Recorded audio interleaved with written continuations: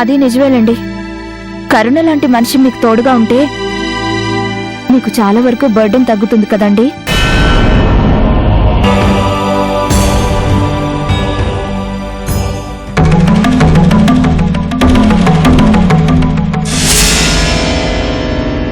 నేనే ఆ ఇంటికి వెళ్లి బట్టలు అవి సర్ది తను రానన్న బలవంతంగా తీసుకునొచ్చాను. ఆ చక్రవర్తి మా ఇంటికి వచ్చి డాడీని బెదిరించి వెళ్ళాడంట.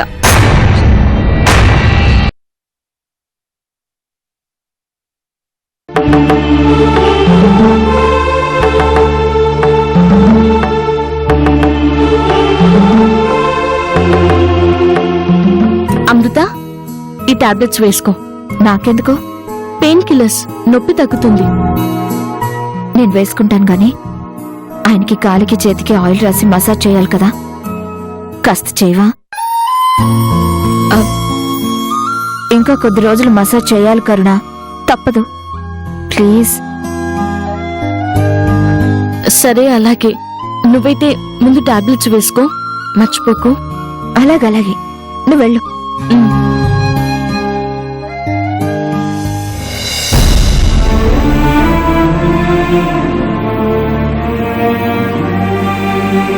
అమ్మయ్యా, ఇన్నాళ్లకు వీళ్ళిద్దరికీ ఏకాంతం కల్పించాను. ఇప్పటికైనా వాళ్ళిద్దరూ హాయిగా మనసారా మాట్లాడుకుంటారు.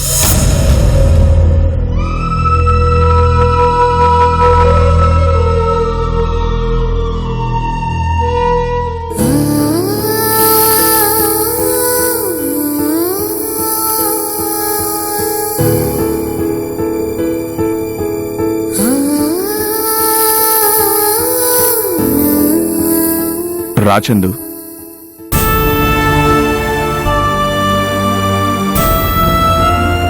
ఏంటండి మీరు చందు అని పిలుస్తున్నారు?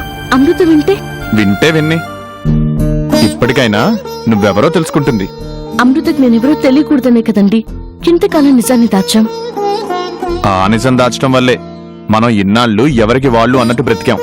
ఇకనైనా నువ్వు నా చందుగా ఈ ఇంట్లో పరిచయం అయితే అంతే చాలు. ఏంటండి మీరు? నీకు తెలియదు చందు, నా జీవితంలో నిన్ను తలుచుకుని సందర్భం అంటూ లేదు తెలుసా. ప్రతి క్షణం నిన్నే తలుచుకుంటూ బ్రతికాను. ఇంత పెద్ద ఇల్లు కట్టించుకున్నాను, కానీ ఈ రోజుకి నువ్వు లేని లోటు నాకిక్కడ కనిపిస్తూనే ఉంది. నేను లేకపోతే ఏమండి? మిమ్మల్ని నాకంటే అమితంగా ప్రేమించే అమృత ఉంది కదా. అమృత నన్ను ప్రేమిస్తుంది, కానీ నేను నిన్ను ఆరాధిస్తున్నాను చందు. నువ్వు లేని జీవితం ఎంత నరకంగా ఉంటుందో తెలుసా. అమృతకు కూడా నువ్వు బ్రతికే ఉన్నావు అని తెలిస్తే మనల్ని కలపాలే అని అనుకుంటుంది. నా భయం కూడా అదే కదండి. నా వల్ల అమృతకి అన్యాయం జరగకూడదు. కానీ అన్ని విధాలుగా నేను అన్యాయం అయిపోతున్నాను చందు. ఒక విజయం సాధిస్తే అది నీతో షేర్ చేసుకోవాలి అని ఉంటుంది. ఒక కష్టం వస్తే అది నీతో చెప్పుకోవాలని ఉంటుంది. ఓ సమస్య వస్తే నీ సలహా అడగాలని ఉంటుంది. చివరికి ఒక షర్టు కొన్నా నీకు నచ్చిందో లేదో అని ఆలోచించేవాణ్ణి. ఏళ్లకు ఏళ్లు నీ ఫోటోని చూస్తూ ఫోటోతో కబుర్లు చెబుతూ జీవితాన్ని గడిపేశాను చందు. ఇన్నేళ్ల తర్వాత నేను కట్టించిన ఈ ఇంట్లో నేను ప్రత్యక్షంగా ఇంత దగ్గరగా ఇంత ఏకాంతంలో చూడగలిగాను. ఇది చాలు చందు, ఈ జీవితానికి ఇది చాలు. ఈ క్షణం నా ప్రాణం పోయినా ఇక నాకు బాధ లేదు. ఏమండి, దయచేసి అంత మాట అనకండి. చందు,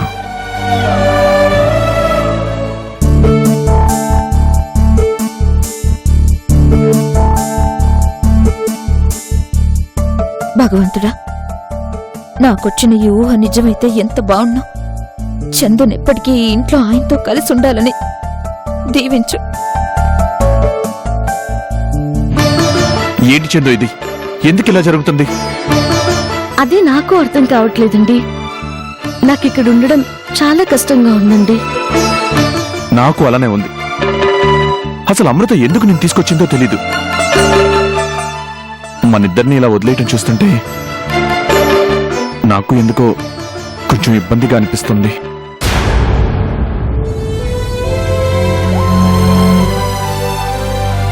మనం ఏ తప్పు చేయకపోయినా మన గురించి అమృత తప్పుగా ఆలోచించే అవకాశాన్ని మనమే తనకి కల్పిస్తున్నామో అనిపిస్తుంది.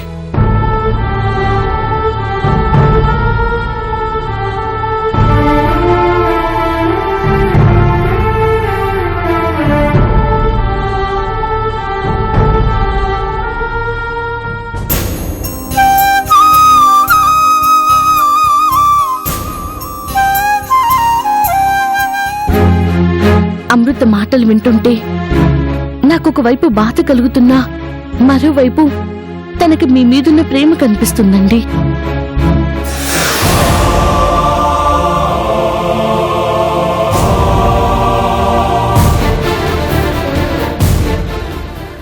తన మాటల్లో నా మీద కోపం కనిపిస్తుంది. కానీ నేనుంటే మీరు ప్రశాంతంగా ఉంటారు అనుకుంటుంది. అది మీ మీద పెంచుకున్న ప్రేమే కదండి.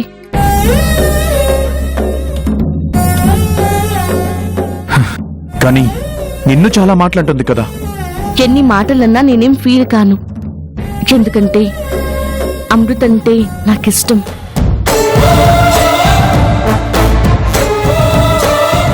కానీ మీ ఇద్దరి మధ్య నేను అడ్డుగా ఉండడం ఎందుకో నాకు చాలా కష్టంగా ఉంది.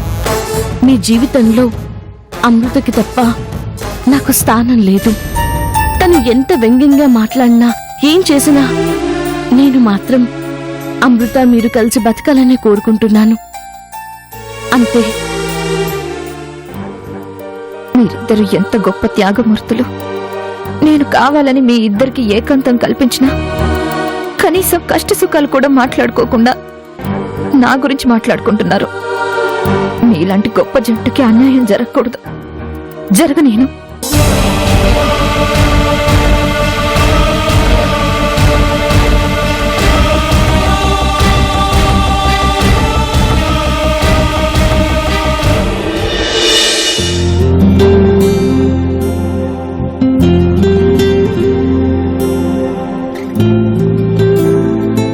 ఏమండి?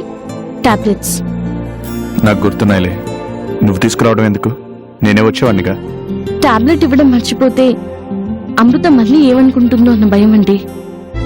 ఈ అమృత ఏంటో ఎందుకు కోపగించుకుంటుందో, ఎందుకు సెటారిక్ గా మాట్లాడుతుందో అర్థం కావట్లేదు. రాత్రి చూసారుగా ఎలా మాట్లాడిందో. ఆ టైంలో మనం బిజినెస్ విషయాలు మాట్లాడుకోవడం ఏంటి? కావాలని అంటుందో క్యాషువల్ గా అంటుందో అర్థం కావడం లేదు. అసలు నేనే ఇక్కడికి రానంటే రానని మొండికేయాల్సింది. తప్పు చేశాను. మొండితనంలో నీకు ఏమాత్రం తీసిపోయే రకం కాదులే తను.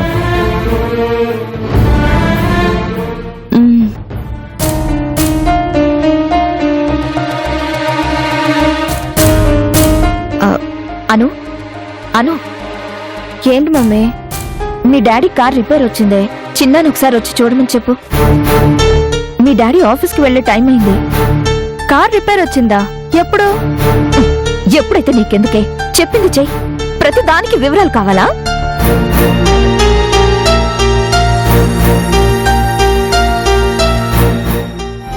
మీ కార్ రిపేర్ వచ్చిందా? ఏమో, నాకేం తెలుసు. నిన్న తనే బయటికి తీసుకుని వెళ్ళింది. రిపేర్ వచ్చిందేమో. ఎందుకనే మంచిది, చిన్నకు ఒకసారి ఫోన్ చేయి. లేటుగా వస్తే వాడినేం తిడుతుందో ఏంటో.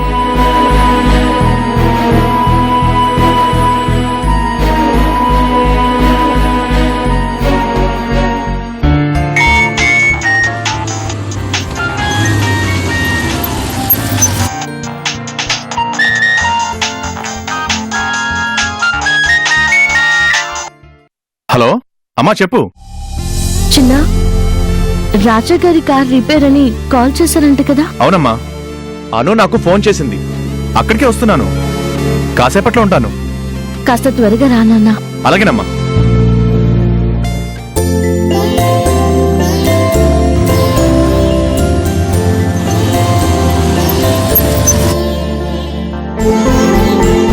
వచ్చావా?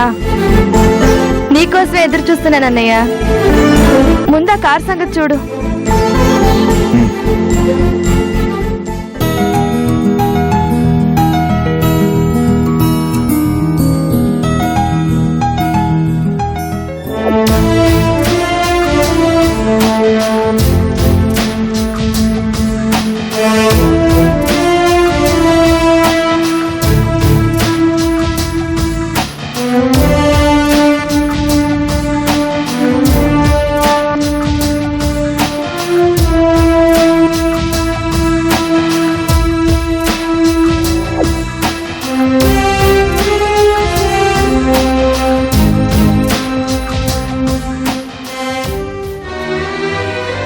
ఏమండి టిఫిన్ చేద్దురు గాని రండి. ఆవిడ్ని కూడా రమ్మని చెప్పండి.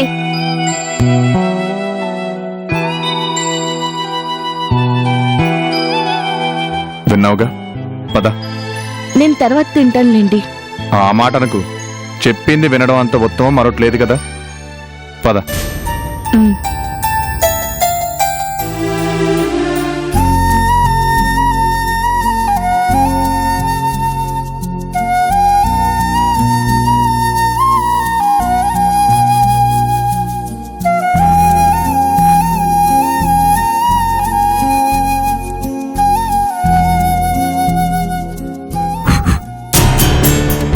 ఇదెవరు తీశారు?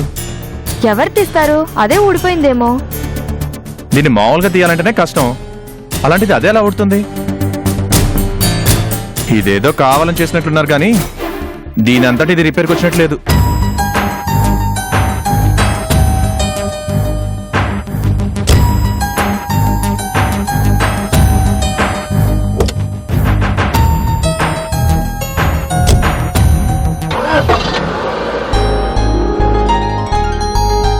కార్ రిపేర్ అయిపోయింది, వెళ్ళి మీ మమ్మీకి చెప్పు.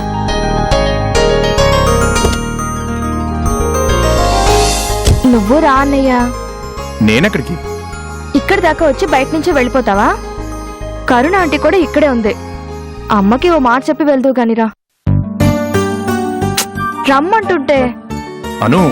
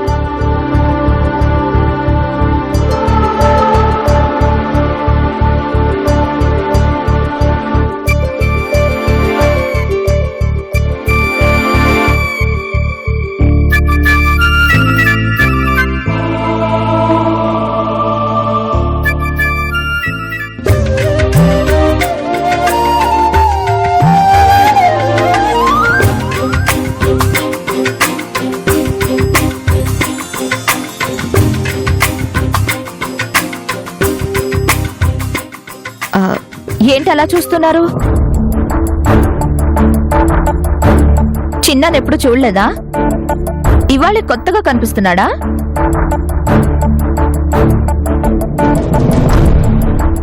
రండి టిఫిన్ చేద్దురు గాని.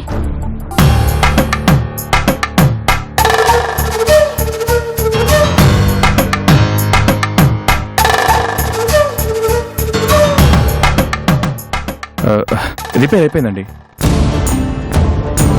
ప్లగ్ ఏదో ఊడిపోయింది, ఇంకా ప్రాబ్లం ఏం లేదు. Very good. సరే వచ్చి టిఫిన్ చేయి.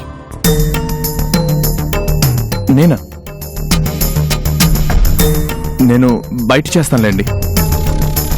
ఏంటి బయట చేసేది? ఏ ఇది మాత్రం టిఫిన్ కాదా? హోటల్స్ లో కంటే బాగానే చేస్తానులే. టైంకి వచ్చావు కదా, ఇంటికొచ్చిన వాళ్ళకి టిఫిన్ కూడా పెట్టకుండా పంపించానని నన్ను అందరూ అనుకోవడానికా? ఏం అవసరం లేదు, వచ్చి తిను. అను, మీ అన్నయ్య తీసుకొని రా. పదన్నయ్య.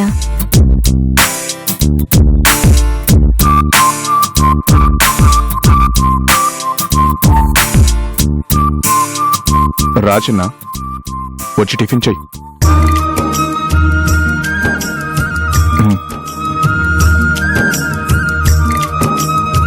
అది నేను చెప్తే ఎవరు రారు, ఏది చేయరు. కానీ ఈయనొక్క మాట చెప్తే చాలు, మీ అమ్మైనా నువ్వైనా టక్కున వింటారే. అదేం మాయో అర్థం కాదు. సర్లే రండి రండి.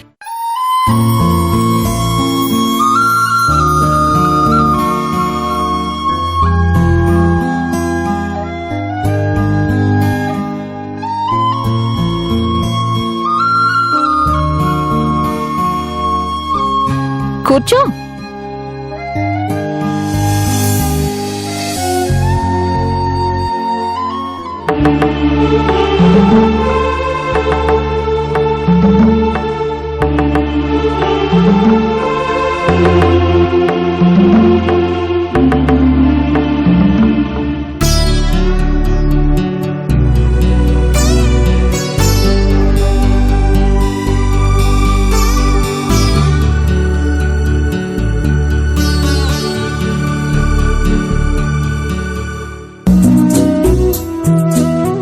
చిన్నా రా.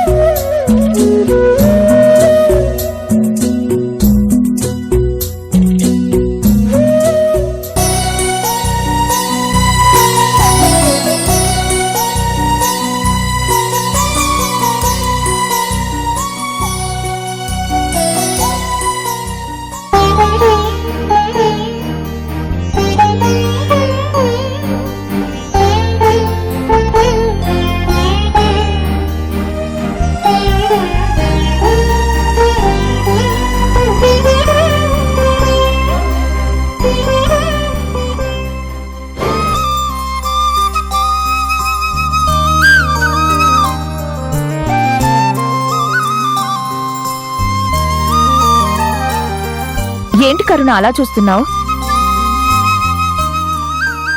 నీ కొడుక్కి వడ్డించు. ఏంటి అలా చూస్తున్నావు? చిన్నాని నువ్వు కొడుకులాగా చూసుకుంటున్నావు కదా, వడ్డించు.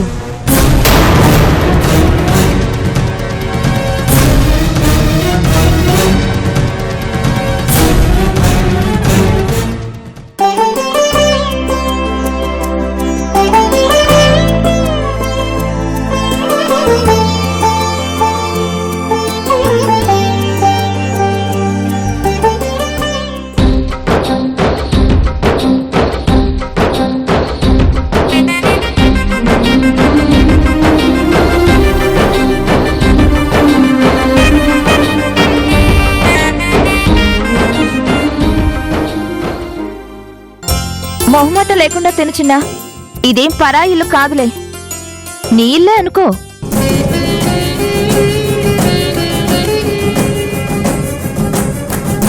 అమ్మలాంటి కరుణ, నాన్నలాంటి రాజా గారు,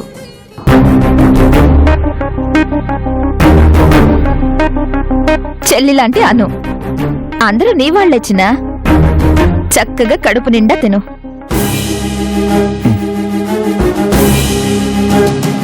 తిను.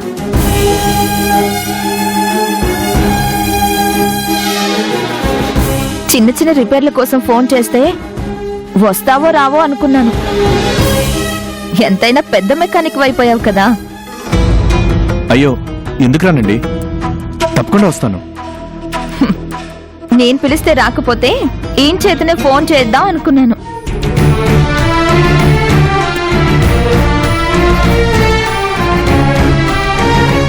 చిన్న, ఇక నుంచి ఏ రిపేర్లు వచ్చినా కాస్త వచ్చి చేసిపోతూ ఉండు. బయట మెకానిక్లని నమ్మలేం కదా, అందుకని అలా అన్నాను. అలా చూస్తావే, తిను.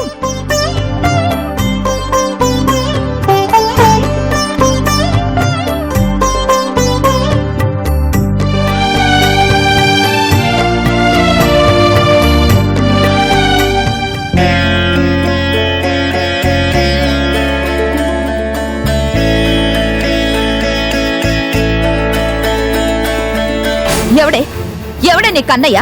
వీడా? వీడేమైనా నీ రక్తం పంచుకుని పుట్టాడా? అన్నయ్య అని పిలిస్తే అదే అదనుగా తీసుకుని మనల్ని దోచేస్తారు. చివరికి మన సొంతం అనుకున్న మనుషుల్ని కూడా వాళ్ళ వైపుకు లాక్కుంటారు. ఆ కరుణ మీరు అందరూ కలిసి నా కుటుంబాన్ని దోచుకుంటున్నారు. ఏ తల్లి ఒళ్ళు కొవ్వెక్కి నిన్ను కనిపారేసిందో తెలీదు. నువ్వు నా కూతురికి అన్నం ఎలా అవుతారో రాస్కెల్.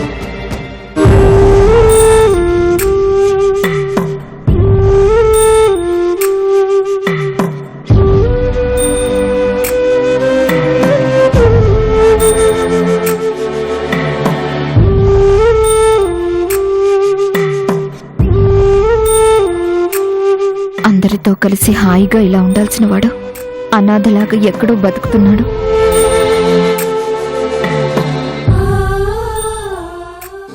ఏ రోజుకైనా చిన్న ఇంటికి రావాల్సిందే, ఈ ఇంటి బిడ్డగా బతకాల్సిందే.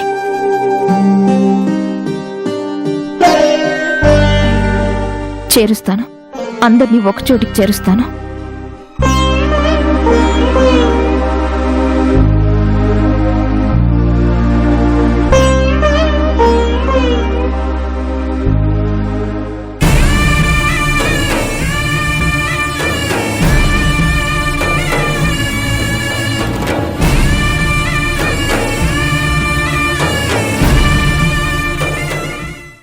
నువ్వు